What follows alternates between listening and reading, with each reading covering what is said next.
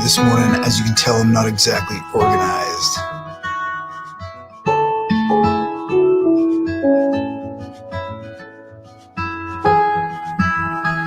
Good morning, good morning. Grab yourself a cup of coffee. Let me know you are here. I'm just going to pull up the website.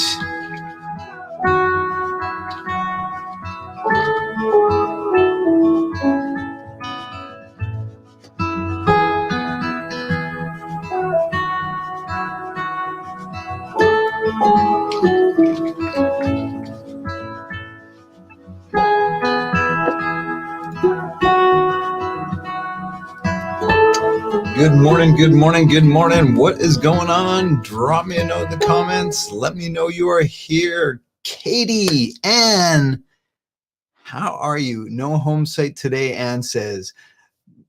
MikeCameron.ca/live. I took the button off. Hey, good morning, Steve. How are you, my friend? Sean, 3 hours sleep, so I'll be drinking coffee for sure. Yeah, you know what? I had a really rough night as well. I woke up at about 3 a.m. and read till about 4:30 and woke up at 5:30 to go for my workout. So, hey. Anyways, my friends, welcome to Men Up with Mike. My name is Mike Cameron, and I will be your host. This is the show where we talk all things leadership, personal development, and we do it in the context of what does it mean to be a dude? What does it mean to be a man? So today I want to talk a little bit about the power of reflection and what it means to reflect as a guy. All you get is words, Ann says. I'm on there now, MikeCameron.ca/live. I'm on there now. I can see it. I don't know. Anyways, my friends, I will use this opportunity to give a little plug for the website, MikeCameron.ca. I would love it if you would hop over there and join our community there. We are really starting to build something, a unique, different community of like-minded individuals that want to have conversations that change lives, ours included. So today I want to talk a little bit about reflection. One of the things for me when it comes to reflection that's really fascinating is I often go back and I look at some of my old blog articles that I've written over the years. And this morning, as I was looking back at some of the articles I've posted, I realized I've been blogging for 10 years now, which I found absolutely fascinating. Time flies when you're having fun, doesn't it? But yeah, I've been blogging, writing for over 10 years, but I've been publicly putting them up for a decade now. And I found that really interesting. So today I was a little bit stumped for a topic. I wasn't feeling super inspired. Like I said, I was pretty tired this morning. I got back from the gym a little after 7 a.m. And by the time I had breakfast and settled in, I wasn't entirely sure what I wanted to share with you guys. So I went back and hopped on my blog and came across some of my early work, and it was really interesting. So I think the second article I ever wrote was on my first marathon. That was one of the first ones I ever published. And so as I sat there this morning and I read and reflected on my first marathon, I thought, you know, how often do we go back and look at our accomplishments? How often do we go back as guys, especially? I think we tend to be looking forward looking, and maybe we don't reflect as much as we ought to, and maybe not even as much as we think we do. So it was really interesting for me to go through and read this recap of my very first marathon, which was in 2003. So 17 years ago for me that I ran my first marathon, and just talking about, you know, I didn't know if I could do it. And once I got up to 10K in training, I thought, oh, maybe this can happen. And then I got up to 20K and it's like, holy crap, I ran 20 kilometers. This is insane. And of course, now I run at least 20 kilometers every weekend. So it's just super fascinating to reflect on where I came from versus where I am now. And as I walked through, I came upon another blog post from November of 2012, so 8 years ago. And it was entitled Reflection, What Do You See in the Mirror? So I thought, you know what, I'm going to read this to you today. And this one really got me in the feels. So I may get a little emotional sharing this one with you. But I thought the message was fantastic and timely. So here goes. And again, keep in mind that this is moment in time. So this was November of 2012. Yeah, November 9th, 2012. This week at our Toastmasters Club, our theme was being reflective. As the Toastmaster for the meeting, I had the privilege of leading the meeting and keeping it on track with the theme. In my preamble, I talked about what being reflective meant to me. I talked about the fact that I felt being reflective meant taking the time to step back from the doing and look back at what we have done and take some time to look and learn from both our successes and our failures. As I prepared for the meeting and I prepared for the theme, it struck me that while I truly believe in the value of self-reflection and the value of making time to look back, it's not something that I actually do as much as I should. So it's so easy to get caught up in the day-to-day doing and even the future planning that it is easy to forget to stop and look back and learn from our previous experiences. My eyes were starting to open. Do I actually practice what I preach? Do I actually practice what I believe in? I went to the meeting ready to lead a great group through another stimulating meeting. Unfortunately, our scheduled speaker had been in a minor car accident and wouldn't be able to make it to the meeting. So if any of you know Toastmasters, we have a thing that we call table topics, where there's a table topics master who introduces themes along the way and randomly picks people to give a mini speech, a 2-minute speech on those. So when we have a speaker cancel, that means we have all kinds of additional time for table topics. So for those of you that are not familiar, oh, sorry, I riffed that. As Toastmaster for the meeting, one of my duties was to introduce the topic master, which I did and promptly sat down, feeling some relief, as usually the Toastmaster is exempt from being called on to answer a topic. Although this meeting was different. We had no formal speaker and our topic master had all the time in the world. Henry read out his topic. When you look in the mirror, what do you see? He said. He scanned the room. He made eye contact with me and he points and he shouts, Mike.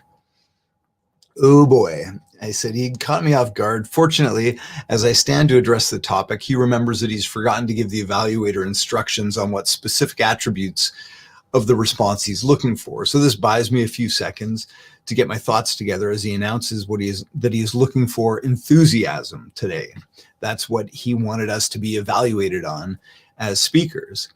Well, that certainly makes it easier. So I jump up, clap my hands and shout, why, thank you, Mr. Table Topic Master. I'm so glad you chose me for this very first topic. Let me tell you, when I wake up in the morning and I look in the mirror, I see nothing but a bundle of enthusiasm. I ramble on energetically for about a minute, discussing my enthusiasm and my love of Monday mornings. This sets the tone and I have everyone engaged.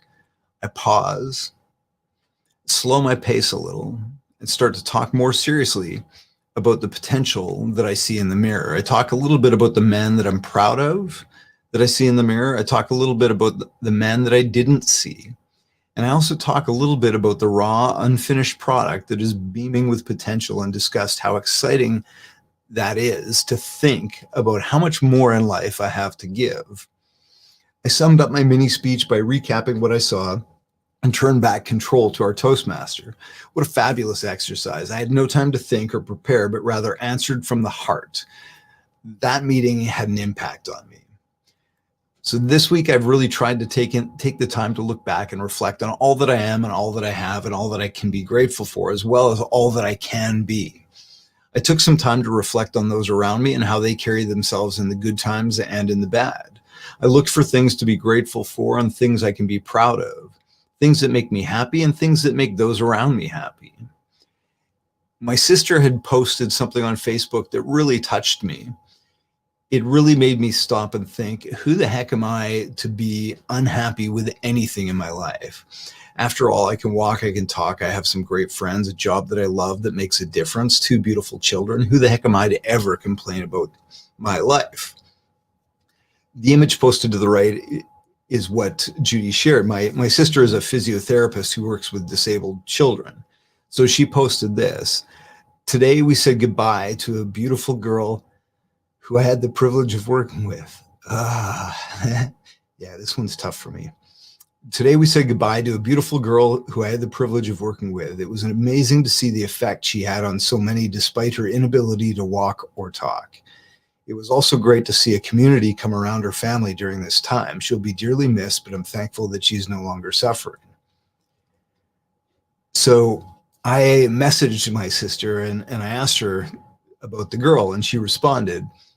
She was a 14-year-old girl who I worked with at different times. She had a very rare central nervous system disability, which left her developmentally delayed in all areas, unable to walk or talk. I think what I remember most about her is her beautiful smile, and that she rarely complained about anything despite her disability. Yes, she could let you know when she was happy or upset. She recently recovered from back surgery, and so it was quite a shock when she passed last week. She also had an amazing family. Her mom spent the last 14 years caring for her and was such a great advocate for her. She feels completely lost now. It was also touching to see all the kids from her elementary school, she went to Catholic school till this year, attend the funeral, many of whom wore pink because it was her favorite color. Very cool to see the community come around her family too. So when I reflect on my life and what I have to be blessed with, I smile very widely. And it's been interesting to note that in the past 48 hours, I've had 2 separate people on 2 separate occasions make the same comment. You seem happy, Mike. How could I not be? When I sit back and take stock of all I have and how fortunate I am, it's impossible to be anything but happy. So let me ask you the question. When you look in the mirror, what do you see? It was absolutely fascinating for me to go back and catch that piece and read that piece today and do that same exercise this morning as I sat here and prepared to have this conversation with you guys, and think about, how often do we actively reflect on where we've come from, what we've done, and what we have to be grateful for. Again, just another phenomenal reminder of the importance of doing that, of taking that time to not just plan for what we want for the future, but also actively reflect on where we've come from and what we've done, the successes and the failures. And take a moment to just see it for what it really is. Again, we get so caught up in the doing that sometimes we forget to slow down and revel in the being. So I want to challenge you today. Michelle and I were talking about this a little bit this morning. Could you sit down and just look at yourself in the mirror for 2 minutes and actually look at yourself for 2 whole minutes and just reflect on what do you see? What do you actually see? And what does that mean for you? What does it do for you? I think that'd be a really, really neat exercise. The other thing you can do is grab a pen and a piece of paper, grab your favorite notebook, my Make Beautiful Shit Happen notebook, and jot down those things those accomplishments, the things you've done, the things you've lived through, whether you consider them accomplishments or not, you've survived 100% of the days you've lived so far. Reflect on that. Understand how powerful that is. The good, the bad, the ugly.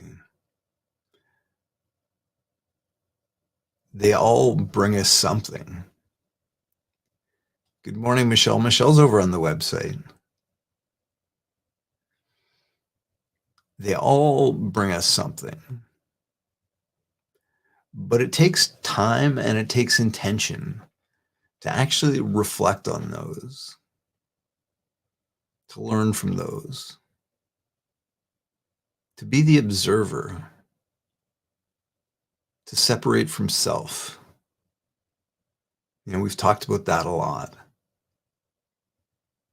Where can you become the observer? Where can you actively reflect and learn and grow? Let go of the doing and focus on the being. Anyways, my friend, I thought it was just a fascinating thing for me to be able to go back a decade and look at some of those articles that I wrote, some of the places I was at. See, both, you know, it's interesting to see both how far I've come and how little I've moved. You know, the ideas, the concepts that I talked about a decade ago are still the ones that I talk about today. Somebody posted in one of the comments on that blog article about gratitude and, you know, that whole, when I catch myself saying I have to do X, Y, and Z, and flipping that around to I get to do X, Y, and Z. What kind of difference does that make when we shift our perspective just a little bit?